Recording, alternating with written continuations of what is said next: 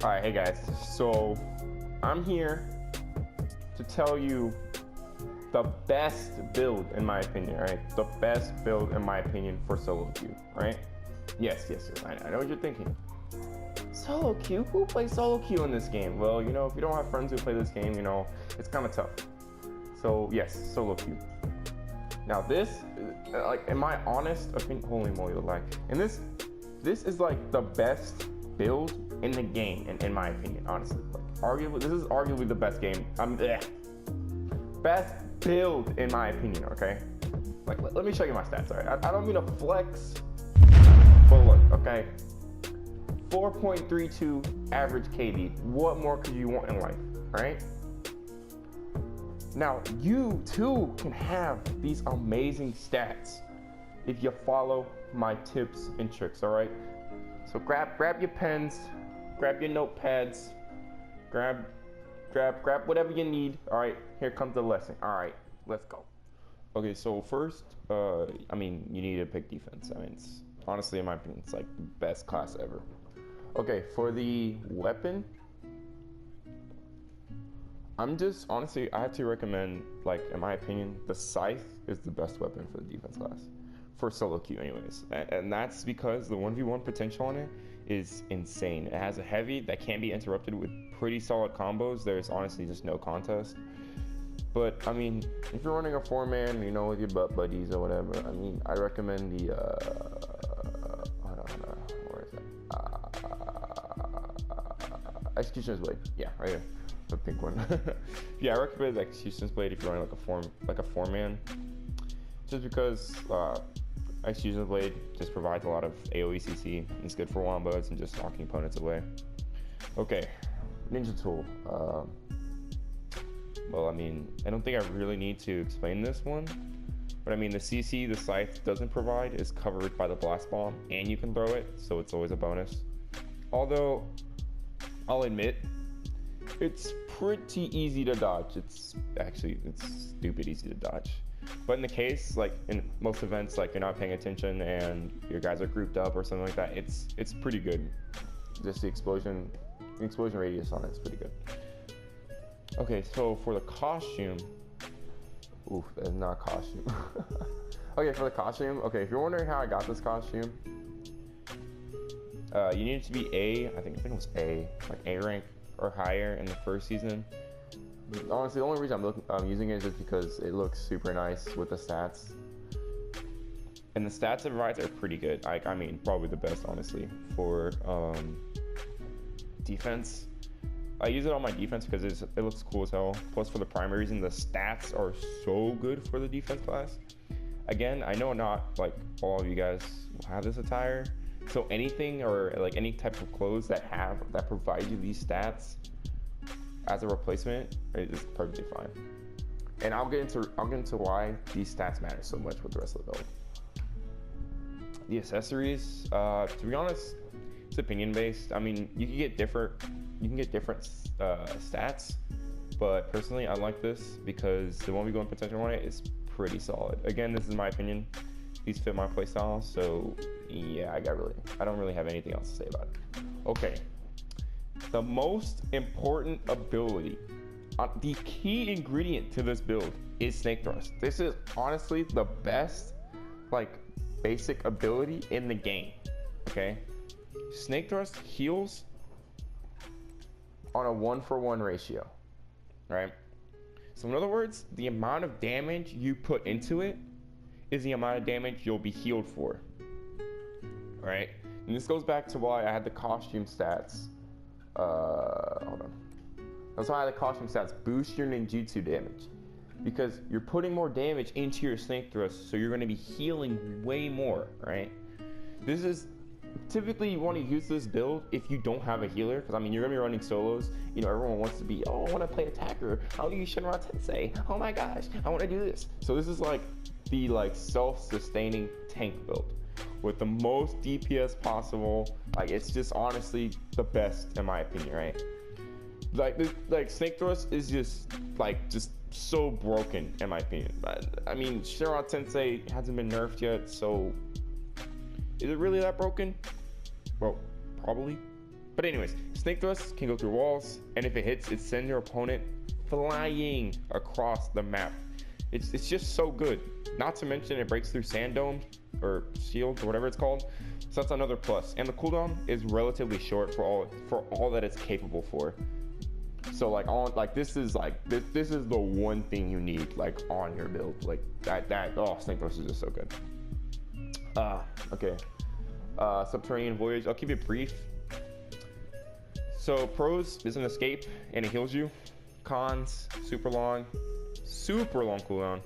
But if you play your cards right with the cluster bombs and Snake Thrust, you can pretty much get out of any situation. That's honestly why I use it. Substitution.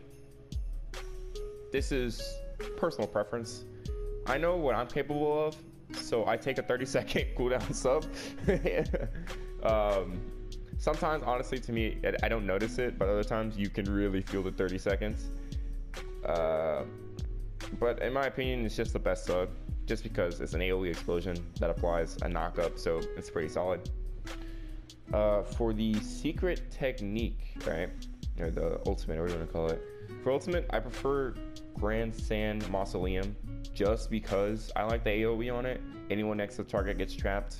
It's really good when the team groups up together. You can use the super, or you can use the ulti and it just traps all of them, and like everyone's stagnant. It's like, okay, what are we gonna do after everyone breaks out? And it does a pretty good, decent amount of damage, right? I mean, you can use the super shark bomb, but in my opinion, it's really easy to miss. So but meanwhile, you know, Sand Prison is almost always a guaranteed hit. Plus, it's easier to set up combos off, set up combos after it goes off. Cause, you know, after it traps you, there's this like moment where it's just like stagnant, like time almost stops. It's like, all right, well, there's no chaos going on. Let's see what we can do. And after everything breaks off, the chaos starts again. So that's why I like using it. But I mean, you can always use Super Shark Bomb, but again, that's just opinion based. Okay, so now I got this out the way for the actual build.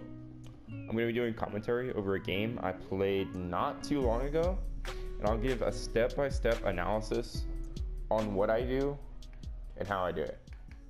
All right, let's go. Okay, so yeah, I'm just going to tell you guys what's going through my mind as I'm going through like a base battle game. So right off the bat, first thing I notice is they do not have a healer, right? And with my playstyle, the playstyle that I'm trying to show you guys, this makes your job 100% easier. Because the whole focus of this build is you're just going to be annoying as possible. So what I mean by that is you're going to be sit on point A as long as possible. And without a healer, you don't have to worry about a healer and a range coming back to you, or a healer and an attack, or a healer and a defense coming back to you. So this makes your job fighting off people 100% easier, because they don't.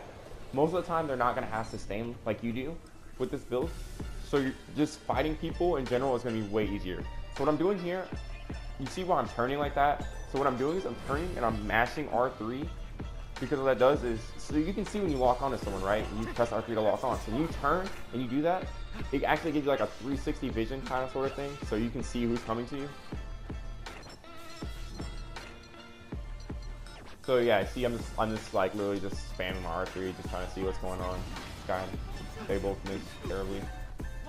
Did a cheesy block, so I just throw a cluster bomb. Throw another cluster bomb at this guy just to apply the knockback. I missed my cluster bomb, that was pretty bad. Okay, so I saw things started getting kind of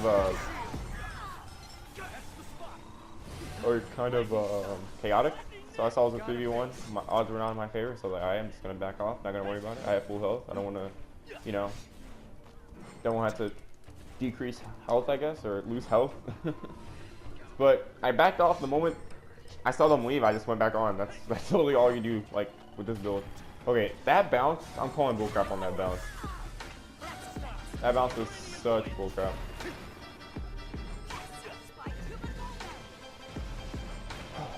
so I just did a block there. It doesn't break your block immediately, so try to block. He didn't reset the point either. That's another thing bad about that.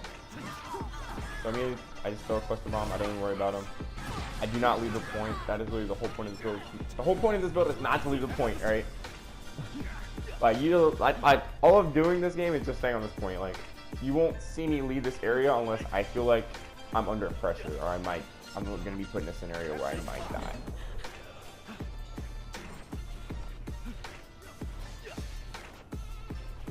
So another thing with this build that you want to be proficient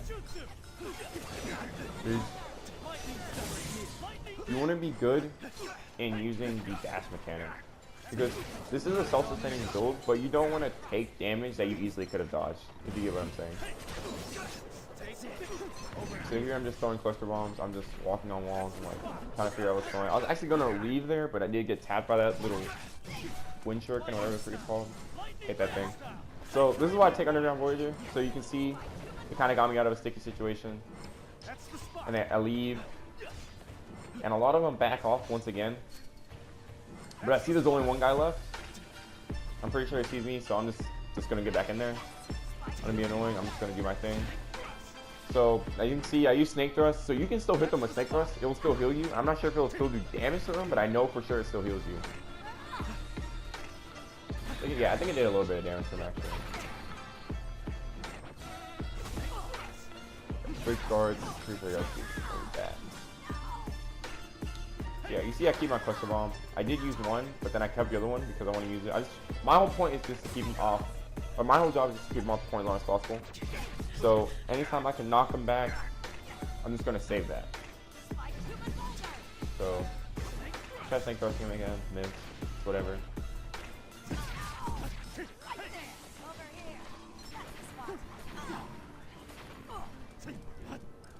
This is kind of getting on my nerves. I decided I guess just playing with it. So I did pop my ulti here. Easy 2 kills. That's all the perfect scenario. I didn't want to use my ulti. I don't like using ultis on one person. I think it's a waste of them. So I saw 2 people and I saw he was in range too. So easy 2 kills there. The thing with that too is after they pop, if you time it just right and you cluster bomb, it will actually go off as they're like exploding. So it does a bit of extra damage.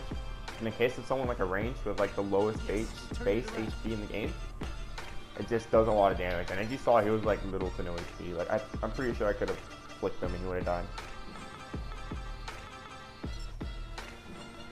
So I'm just resetting my cooldowns since I had time to spare.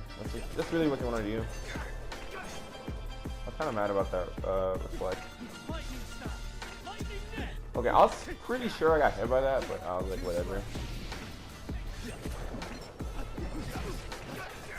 So again, I'm just trying to keep him off the point. Random vanishing or anything else having that to do. Easy kill. So it does go through Sam down. That's another good thing about it. Easy 2 kills once again. I don't know why he came to me with such low HP. That was stupid. So yeah, I'm just like, the whole game I've stayed on this point. I've done nothing but stay on this point. And my HP, I don't think my HP has dropped below 50 once. Just because of the sustain I have on it. And in cases where you're in a 1v1 and someone's like actually outplaying you, with the accessories, you do get that damage boost, so it kind of helps you out a little bit more.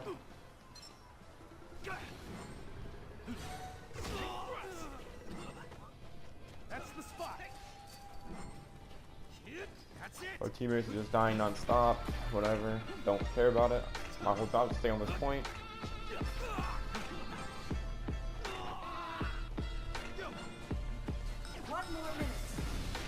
Second time that guy's missed that fireball.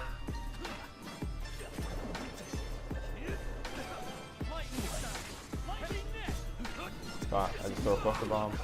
So I saw him kind of low, and I wanted to get him out the way, so I just went ahead and just started DPSing him.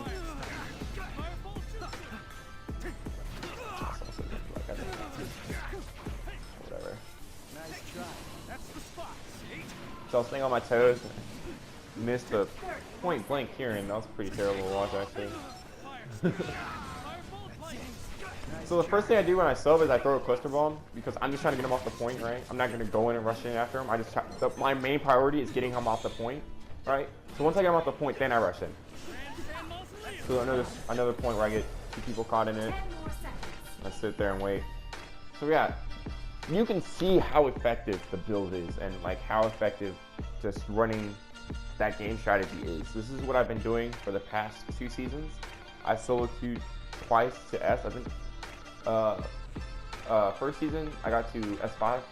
So I didn't have much time to play, but I did get to S5, so I got all the rewards. And last season I got to S3, had a little more time on my hands. And as you can see, I'm like 24,000 in. Well, it's not hard to get this up, but yeah. So that's the whole idea of this build. Pretty solid. I promise you this build will bring you places. All right, see you guys next time. Peace.